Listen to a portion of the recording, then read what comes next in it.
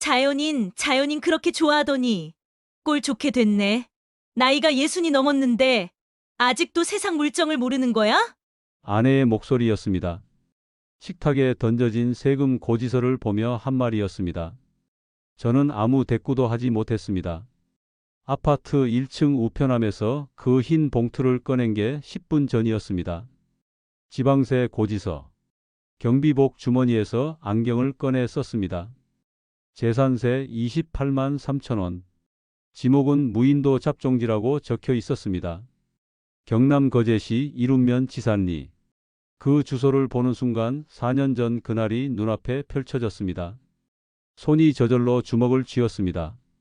또야, 또, 중얼거렸습니다. 아무 수익도 없는 돌덩이에 세금만 꼬박꼬박 뜯어가네. 시선은 고지서 하단에 박힌 작은 숫자에서 떨어지지 않았습니다. 과세 기준 시가 표준액 3,500만 원. 내가 2억 5천만 원에 샀는데 손끝이 파르르 떨렸습니다. 불과 몇 년 전 저는 은행 창구에서 수억 원 단위 숫자를 다루던 지점장이었습니다. 지금 제 손에는 팔리지 않는 섬과 매년 빠져나가는 세금 고지서만 남아 있습니다. 지점장님이라는 호칭 대신 경비 아저씨라는 말을 듣고 있습니다. 이제 어디서부터 잘못됐는지 말해보려 합니다. 오늘 제 뼈 아픈 실패담을 통해 그 실체를 똑똑히 확인하십시오. 저처럼 2억 5천을 날리고 피눈물 흘리고 싶지 않다면 구독과 좋아요 꼭 부탁드립니다. 저는 32년간 지방은행에서 일했습니다. 마지막 5년은 부산 해운대 지점의 지점장이었습니다. 매일 아침 8시 30분이면 지점 문을 열었고 직원들보다 먼저 출근해 전날 업무를 점검했습니다. 고객의 재산을 지키는 일이 제 자부심이었습니다. 대출 상담을 할 때면 저는 항상 리스크부터 계산했습니다. 담보가치, 상환 능력, 금리 변동성. 숫자는 거짓말을 하지 않는다고 믿었습니다. 실제로 제가 승인한 대출 중 부실 채권은 단 한 건도 없었습니다. 본부에서도 인정받았죠. 정년 퇴직 날이었습니다. 직원들이 꽃다발을 건넸고 지점 앞에서 기념사진을 찍었습니다. 그날 받은 퇴직금은 2억 8천만 원이었습니다. 32년을 일한 대가였죠. 통장에 찍힌 숫자를 보며 마음이 묵직했습니다. 같은 날 퇴직한 동기 박 지점장이 있었습니다. 우리는 회사 근처 고깃집에서 소주를 마셨습니다. 박 지점장이 말했습니다. 야, 이제 뭐하고 살 거야? 저는 아직 생각 중이라고 했습니다. 박 지점장은 웃으며 말했죠. 난 그냥 연금 받으면서 텃밭이나 가꾸려고. 소박하게 살면 되지 뭐. 그 말을 들었을 때 묘한 기분이 들었습니다. 텃밭이라니. 32년을 일한 사람이 이제 흙이나 만지며 산다는 게 왠지 초라하게 느껴졌습니다. 저는 다르게 살고 싶었습니다. 좀 더 의미 있는 무언가를 하고 싶었습니다. 동료들은 제게 말했습니다. 김 지점장님은 워낙 신중하시니까 실패 같은 건 없으실 거예요. 그 말이 제 귀에 오래 남았습니다. 신중한 사람, 실패하지 않는 사람. 그게 제 정체성이었으니까요. 집으로 돌아오는 길에 저는 창밖을 바라봤습니다. 거리는 여전히 분주했고 사람들은 어디론가 바쁘게 걸어가고 있었습니다. 하지만 이제 저는 그 흐름에서 빠져나온 사람이었습니다. 퇴직 후 처음 한 달은 좋았습니다. 아침에 눈을 뜨면 출근할 필요가 없었고 낮에는 소파에 앉아 뉴스를 봤습니다. 오후에는 산책을 나갔죠. 자유로웠습니다. 하지만 두 달째부터 달라졌습니다. 하루가 이상하게 길었습니다. 전화도 뜸해졌습니다. 예전엔 하루에도 몇 통씩 걸려오던 업무 연락이 이제는 일주일에 한 통도 없었습니다. 저를 찾는 사람이 사라졌습니다. 거실에 앉아 천장을 바라보는 시간이 늘어났습니다. 아내는 시장을 갔고 저는 혼자 집에 남았습니다. 텔레비전을 켜도 재미가 없었습니다. 뭘 해야 할지 몰랐습니다. 어느 날 유튜브를 보다가 영상 하나가 눈에 들어왔습니다. 썸네일에는 파란 바다와 작은 섬이 떠 있었습니다. 제목은 이랬습니다. 예순에 찾은 진짜 인생, 무인도 자연인. 영상을 재생했습니다. 한 남자가 섬에서 낚시를 하고 있었습니다. 파도 소리가 들렸고 갈매기가 날아다녔습니다. 남자는 웃으며 말했습니다. 진짜 인생은 은퇴 후부터입니다. 그 말이 제 가슴에 꽂혔습니다. 며칠 뒤 저는 검색을 시작했습니다. 무인도 매물, 자연인 섬 생활, 은퇴 후 투자, 여러 영상을 봤습니다. 모두 행복해 보였습니다. 어느 날 중개 사이트에서 연락이 왔습니다. 거제 앞바다 무인도 급매라는 제목이었습니다. 전화를 걸었습니다. 중개업자는 친절했습니다. 지점장님, 이건 낭만이 아니라 투자입니다. 거제 해양 관광 개발이 확정됐습니다. 목소리에 확신이 묻어 있었습니다. 며칠 뒤 저는 거제로 내려갔습니다. 중개업자가 선착장에서 기다리고 있었습니다. 배를 타고 10분쯤 나가자 작은 섬이 보였습니다. 파도가 바위에 부딪히며 하얀 거품을 일으켰습니다. 섬에 내려서자 중개업자가 서류를 꺼냈습니다. 종이에는 숫자들이 빼곡했습니다. 거제 해양 관광 개발 계획서, 주변 섬 시세 상승률 그래프, 준보전 지역 규제 완화 일정표. 평생 숫자를 다뤄온 저에게는 모두 설득력 있게 보였습니다. 중개업자가 말했습니다. 지점장님, 이 가격은 지금 아니면 없습니다. 2억 5천만 원입니다. 내일도 서울에서 손님이 내려옵니다. 그 말에 심장이 빨리 뛰었습니다. 집으로 돌아와 아내에게 말했습니다. 여보, 거제에 괜찮은 섬이 하나 나왔어. 아내는 고개를 저었습니다. 여보, 우리 나이에 무슨 섬이에요? 2억 5천이라고요? 저는 서류를 펼쳐 보였습니다. 여보, 이건 투자야. 준보전 지역이라 안전해. 게다가 몇 년 후 관광 개발 들어오면 땅값이 오른다고. 팔아도 손해는 안 봐. 평생 남의 재산 지켜온 사람이 잘못 판단하겠어? 아내는 여전히 반대했지만 저는 확신했습니다. 이틀 뒤 저는 2억 5천만 원 전액을 송금했습니다. 퇴직금의 대부분이었습니다. 계약서에 도장을 찍는 순간 가슴이 두근거렸습니다. 계약을 마치고 일주일 뒤 저는 섬으로 들어갔습니다. 중고로 산 작은 농막과 발전기 그리고 생활용품을 실은 배가 섬에 도착했습니다. 짐을 내리는 데만 2시간이 걸렸습니다. 선장이 말했습니다. 지점장님, 나갈 때 연락 주세요. 편도 10만 원입니다. 10만 원. 왕복이면 20만 원이었습니다. 한 달에 4번만 오가도 80만 원이었습니다. 계산기를 두드리지 않아도 금방 나오는 숫자였습니다. 하지만 저는 고개를 끄덕였습니다. 알겠습니다. 첫날은 설렜습니다. 농막을 정리하고 짐을 풀었습니다. 저녁에는 발전기를 돌려 불을 켰습니다. 바다를 바라보며 라면을 끓여 먹었습니다. 파도 소리가 들렸습니다. 이런 게 자유구나 싶었습니다. 이틀째 아침 일찍 일어나 낚싯대를 들고 바위로 나갔습니다. 중개업자가 준 물대표에 표시된 곳이었습니다. 여기가 포인트입니다. 물반 고기반이에요. 그가 했던 말이 떠올랐습니다. 찌를 던졌습니다. 바다는 고요했고 햇살이 수면을 비췄습니다. 1시간이 지났습니다. 찌는 미동도 하지 않았습니다. 2시간, 3시간. 여전히 아무것도 잡히지 않았습니다. 미끼를 확인했습니다. 갯지렁이가 그대로 붙어 있었습니다. 이상하다 싶었습니다. 다음 날도 같은 자리에서 낚시를 했습니다. 역시 한 마리도 잡히지 않았습니다. 일주일 내내 고기는 한 마리도 올라오지 않았습니다. 그럼 해산물이라도 따야겠다 싶었습니다. 중개업자가 말했던 곳으로 갔습니다. 바위 틈에 홍합과 굴이 붙어 있다고 했습니다. 장갑을 끼고 바위로 내려갔습니다. 파도가 칠 때마다 바위가 미끄러웠습니다. 조심스럽게 발을 디뎠습니다. 1시간 동안 따낸 홍합은 라면 1개 끓일 양밖에 안 됐습니다. 숨이 찼습니다. 예전엔 이런 일 안 했는데. 중얼거리며 물가로 들어갔습니다. 허리춤까지 물이 찼습니다. 바닥을 더듬다가 손끝에 뭔가 스쳤습니다. 그 순간 팔에 찌릿한 통증이 번졌습니다. 으악! 비명을 지르며 물 밖으로 나왔습니다. 팔뚝에 붉은 줄 자국이 생겼습니다. 해파리였습니다. 독성이 있는 종류였습니다. 급히 농막으로 돌아와 바닷물로 씻어냈습니다. 진통제를 삼켰습니다. 밤새 팔이 욱신거렸습니다. 열도 올랐습니다. 사흘째 되는 날 식수가 떨어졌습니다. 가져온 생수 20병이 벌써 바닥났습니다. 씻는 물은 빗물을 받아 쓴다고 했지만 비는 오지 않았습니다. 결국 수건에 생수를 적셔 몸을 닦았습니다. 저녁에 발전기를 돌리려는데 시동이 걸리지 않았습니다. 줄을 몇 번이나 잡아당겼지만 소용없었습니다.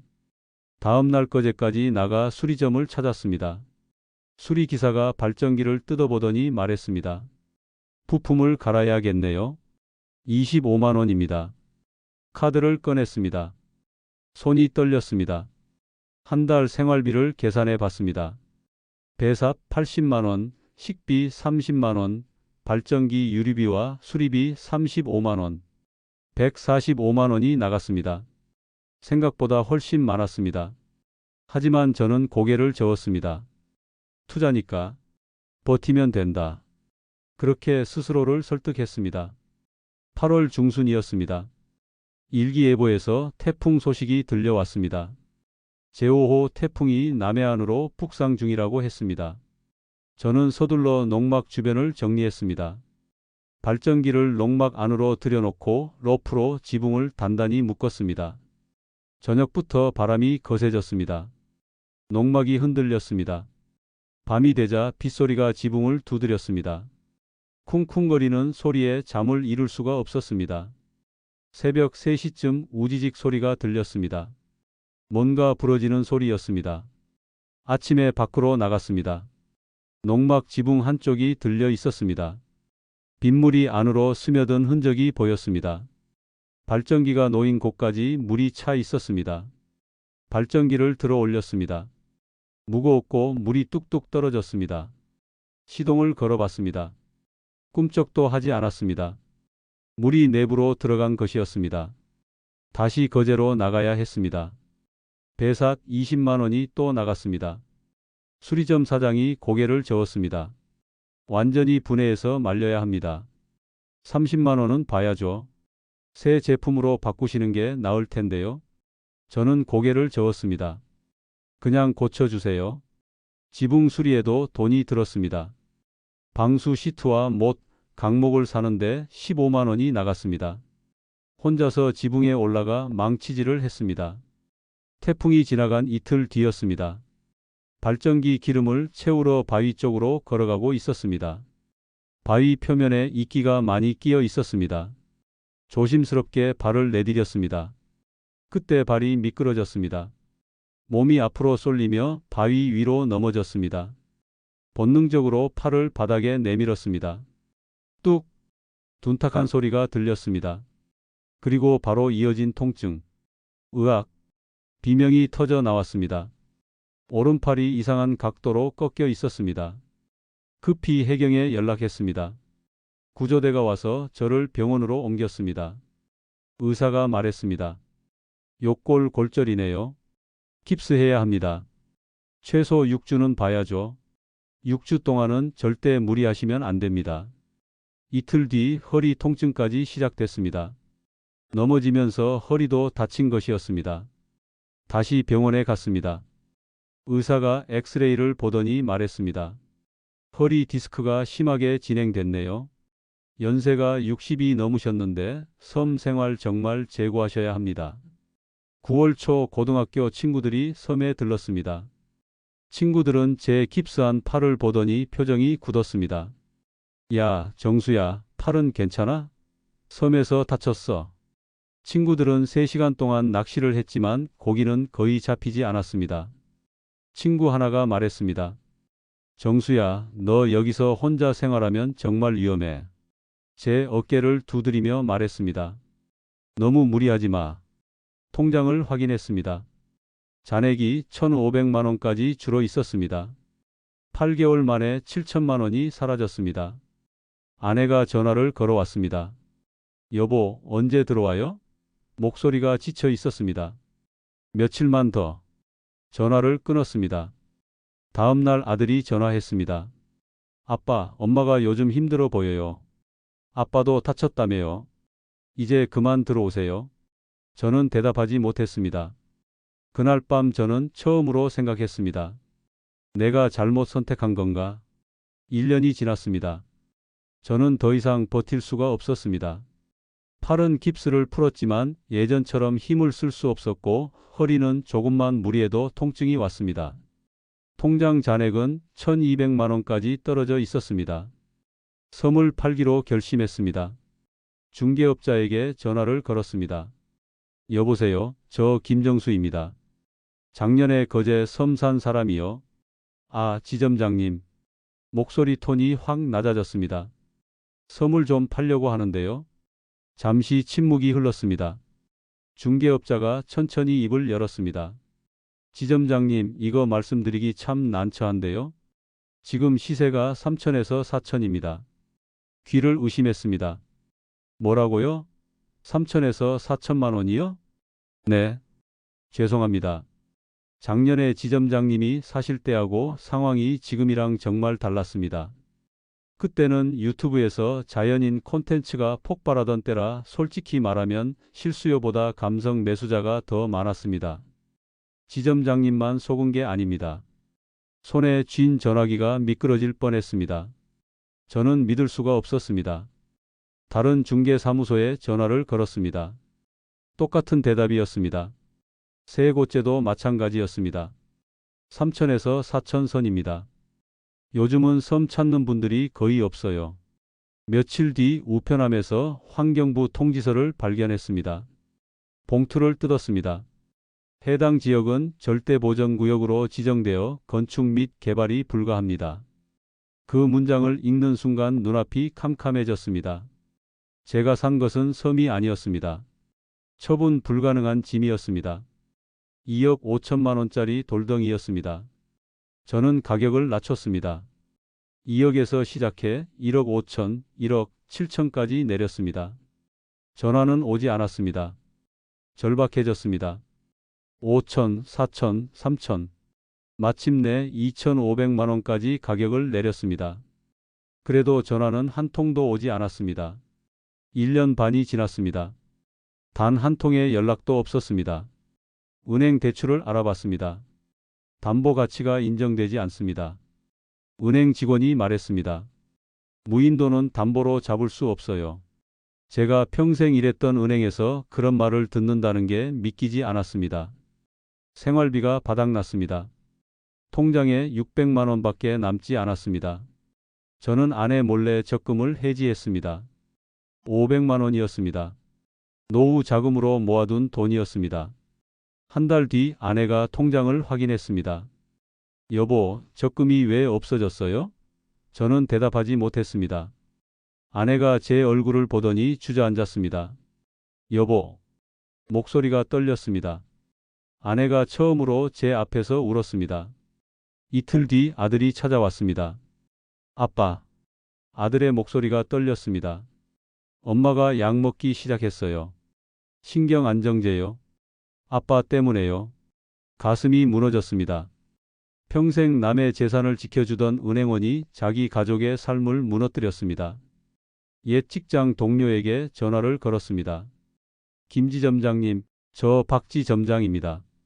500만 원만 빌려주실 수 있을까요? 동료는 묻지 않고 돈을 보내줬습니다. 그 돈마저 석 달 만에 생활비로 사라졌습니다. 어느 날 거울 앞에 섰습니다. 거울 속 제 얼굴이 낯설었습니다. 내가 뭘 한 거지? 중얼거렸습니다. 내가 뭘 한 거야? 거제 항구에 섰습니다. 멀리 섬이 보였습니다. 차라리 여기서. 그 생각이 스쳤습니다. 그때 뒤에서 누가 제 손을 잡았습니다. 아내였습니다. 여보, 이제 그만 돌아와요. 아내의 목소리가 떨렸습니다. 지금 제 나이는 64세입니다. 저는 아파트 경비원으로 일하고 있습니다. 낮 근무는 오전 8시부터 저녁 8시까지입니다. 밤 근무는 저녁 8시부터 다음 날 아침 8시까지입니다. 12시간 교대입니다. 첫 출근 날 관리실에서 경비복을 받았습니다. 네이비색 유니폼이었습니다. 탈의실에서 옷을 갈아입었습니다. 거울을 봤습니다. 30년 은행 생활 동안 한 번도 입어본 적 없던 옷이었습니다. 관리실 한켠에 작은 책상이 있습니다. 거기 앉아 CCTV 모니터를 지켜봅니다. 주민들이 지나갈 때 고개를 숙여 인사합니다. 택배가 오면 받아서 정리합니다. 민원이 들어오면 처리합니다. 섬은 3년째 팔리지 않고 있습니다. 매년 재산세 고지서가 옵니다. 28만 원씩 빠져나갑니다. 그 고지서를 볼 때마다 손이 떨립니다. 하지만 이제는 받아들였습니다. 제가 평생 짊어져야 할 짐이라고요. 통장 잔액은 1,500만 원입니다. 32년을 일해서 받은 2억 8천만 원 중에서 남은 전부입니다. 나머지는 거제 앞바다 어딘가에 묻혀 있습니다. 어느 날 새벽 4시였습니다. 밤 근무 중이었습니다. 경비실 문이 열리고 할머니 한 분이 들어오셨습니다. 경비 아저씨 고맙습니다. 덕분에 밤에도 안심하고 자요. 저는 고개를 숙였습니다. 별 말씀을요. 할머니가 나가고 난 뒤 저는 한참을 그 자리에 앉아 있었습니다. 덕분에 안심하고 자요. 그 말이 귓가에 맴돌았습니다. 은행 지점장 시절에는 고객들이 저를 찾았습니다. 지점장님 덕분에 대출 잘 받았습니다. 지점장님이 계셔서 믿고 맡깁니다. 그런 말들을 들었습니다. 하지만 퇴직하고 나니 아무도 저를 찾지 않았습니다. 전화도 끊겼고 이름도 불리지 않았습니다. 저는 더 이상 필요한 사람이 아니었습니다. 그런데 지금 이 경비실에서 누군가는 제가 있어서 안심한다고 말합니다. 작은 말이었지만 가슴 한쪽이 따뜻해졌습니다. 낭만은 전문성 없이 손대면 인생을 집어삼킬 수 있습니다. 저는 그걸 2억 5천만 원을 주고 배웠습니다. 자연인 영상 속 사람들은 전문가였습니다. 낚시를 평생 해온 사람들이었고 농사를 오래 지은 사람들이었습니다. 저는 그저 숫자만 다룰 줄 아는 은행원이었습니다. 박 지점장에게 전화를 걸었습니다. 여보세요, 박 지점장님. 오랜만입니다. 김 지점장님 잘 지내셨어요? 박 지점장의 목소리는 여전히 밝았습니다. 저는 물었습니다. 지금 뭐하고 지내세요? 박 지점장이 웃으며 말했습니다. 텃밭 가꾸면서 지내요. 상추랑 고추 심었는데 잘 자라더라고요. 소박하게 살고 있습니다. 그 말을 들으니 몇 년 전 생각이 났습니다. 텃밭이라니 초라하다고 느꼈던 그 순간이요. 지금 생각하면 박 지점장이 현명했습니다. 그는 자기 능력 안에서 살았고 저는 능력 밖으로 나갔습니다. 경비실 창문으로 아침 해가 떠오르고 있습니다. 주민들이 하나둘 출근 준비를 하고 있습니다.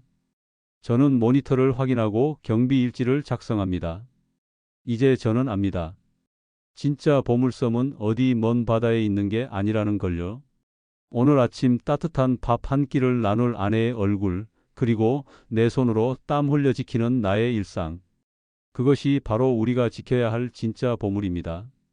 오늘 제 이야기가 단 하나의 경고가 되었다면 구독과 좋아요로 함께해 주세요. 여러분의 클릭 한 번이 누군가의 퇴직금과 노후를 지키는 예방이 됩니다.